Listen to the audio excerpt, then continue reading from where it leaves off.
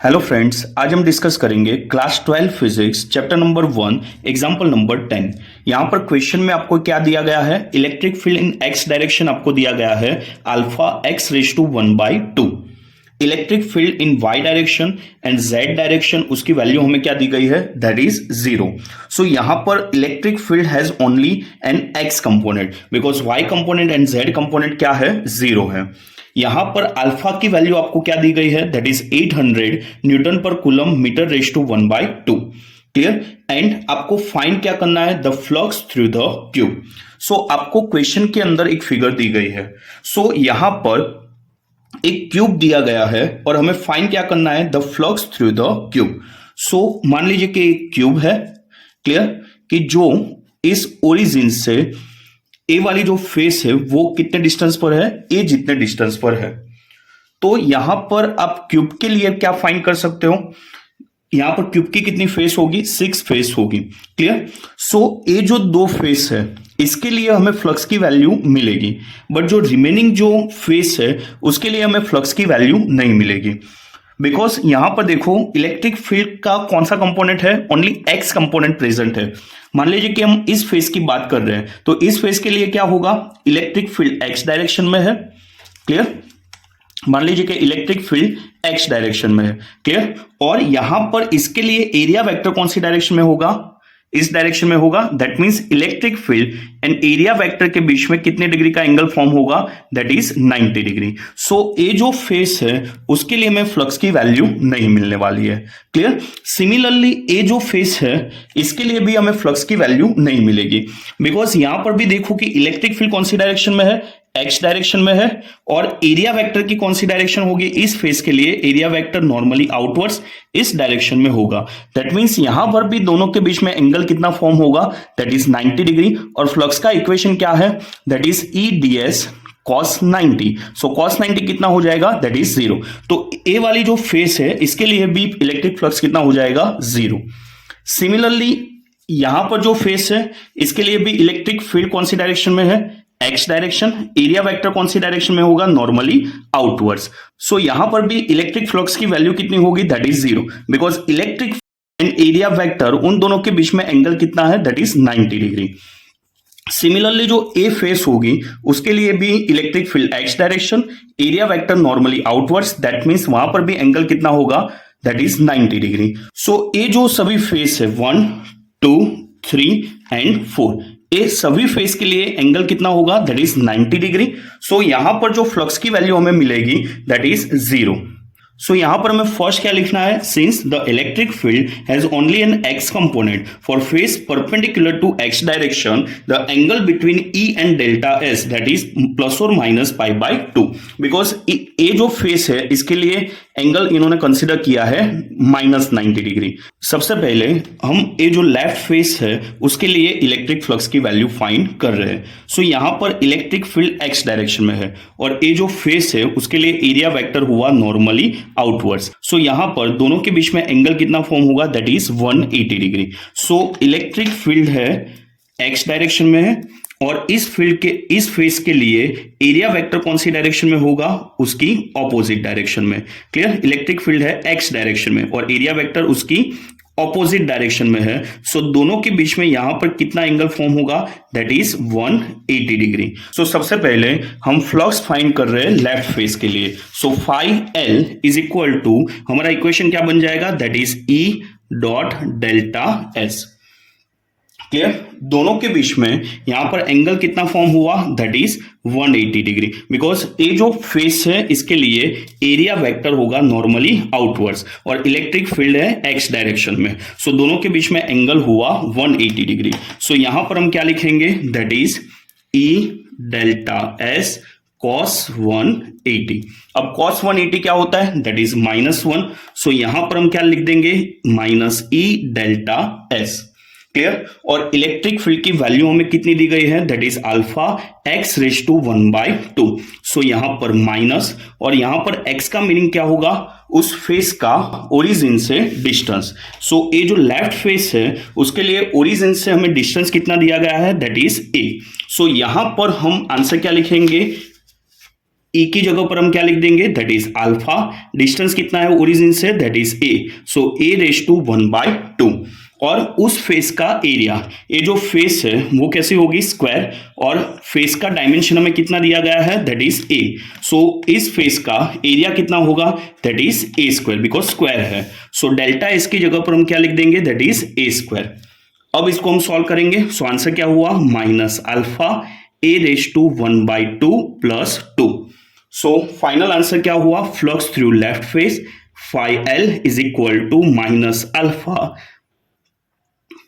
Alpha A raise to 5/2, that is equation number 1। Similarly हमें find करना होगा flux through right face. So ये right face हुई, इस फेस के लिए इलेक्ट्रिक फील्ड कौन सी डायरेक्शन में है, एक्स डायरेक्शन में इलेक्ट्रिक फील्ड है, क्लियर। सो एक्स डायरेक्शन में इलेक्ट्रिक फील्ड है, और इस फेस के लिए एरिया वेक्टर कौन सी डायरेक्शन में होगा, सेम डायरेक्शन में होगा, नॉर्मली आउटवर्ड्स। दैट मीन्स दोनों के बीच में एंगल कितना फॉर्म हुआ, दैट इज 0 डिग्री। सो इस फेस के लिए इलेक्ट्रिक फील्ड भी है एक्स डायरेक्शन में, एंड एरिया वेक्टर भी कौन सी डायरेक्शन में हुआ, एक्स डायरेक्शन में। दैट मीन्स यहां पर जो एंगल फॉर्म हो रहा है वो कितना है, 0 डिग्री। सो नेक्स्ट स्टेप में हम फाइंड कर रहे हैं electric flux through the right face. So second part, that is phi R is equal to E dot delta S.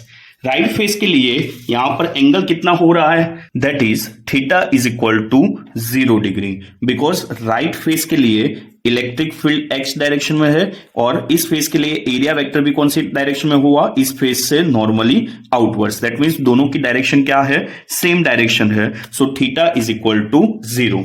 So right face के लिए फ्लक्स की वैल्यू क्या होगी, phi R is equal to E dot delta S. अगर dot product remove करेंगे तो angle आएगा cos, so E delta S cos 0। अब कॉस 0 की वैल्यू कितनी होती है, that is 1। So flux through right face, that is E delta S. अब E की वैल्यू हमें कितनी दी गई है, that is alpha x raise to 1/2। So यहां पर हम लिख देंगे अल्फा, और x का मीनिंग क्या था, ओरिजिन से उस फेस का डिस्टेंस। सो यहां पर आपको ध्यान से समझना है, हम फ्लक्स फाइंड कर रहे हैं राइट फेस के लिए, क्लियर।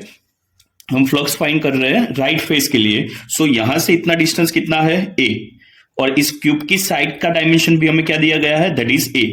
सो इस फेस के लिए ओरिजिन से डिस्टेंस कितना होगा, that is A plus A, that is 2a। So right face के लिए डिस्टेंस हुआ a plus A, that is 2a। सो यहां पर हम क्या लिखेंगे, अल्फा इंटू एक्स की जगह पर क्या लिखेंगे, that is 2a and raise to 1/2 delta S as it is, clear.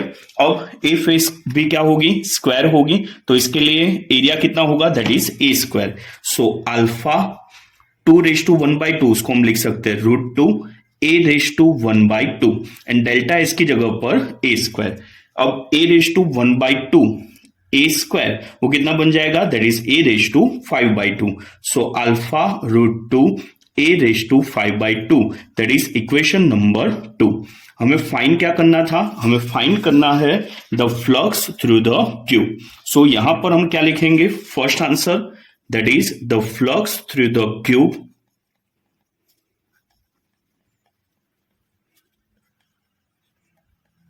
Phi is equal to क्या बन जाएगा, that is phi L plus phi R. Flux through left face हमें कितना मिला था, that is minus alpha A raise to 5/2।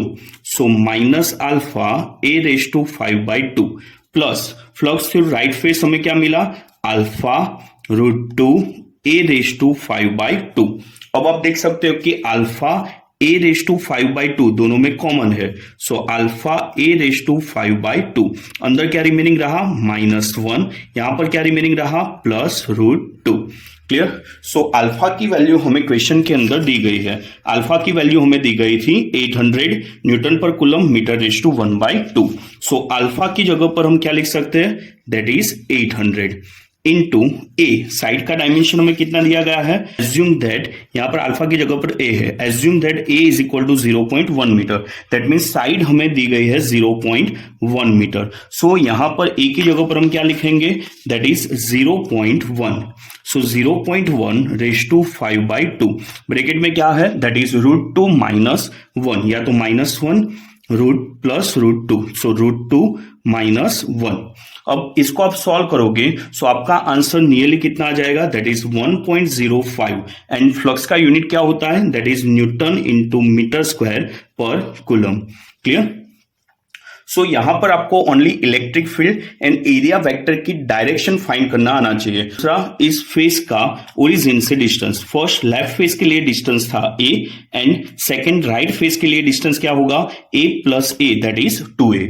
Next हमें क्या find करना है, the charge with in the cube, means यहां पर हमें चार्ज की वैल्यू फाइंड करनी है। सो इस क्वेश्चन के अंदर हम गॉस लॉ का यूज कर सकते हैं, हमें फ्लक्स की वैल्यू मिल गई है। सो गॉस लॉ क्या कहता है, phi is equal to Q enclose upon epsilon naught. So already हमने फ्लक्स की वैल्यू फाइंड कर दी थी, वो कितने आई थी, phi is equal to 1.05 newton into metre square per coulomb. So यहां पर हम बी पार्ट में क्या लिख सकते हैं, we can use Gauss law to find the total charge Q inside the cube. So इसकी वैल्यू हमें फाइंड कैसे कर सकते हैं, that is phi is equal to Q enclose upon epsilon naught. Clear.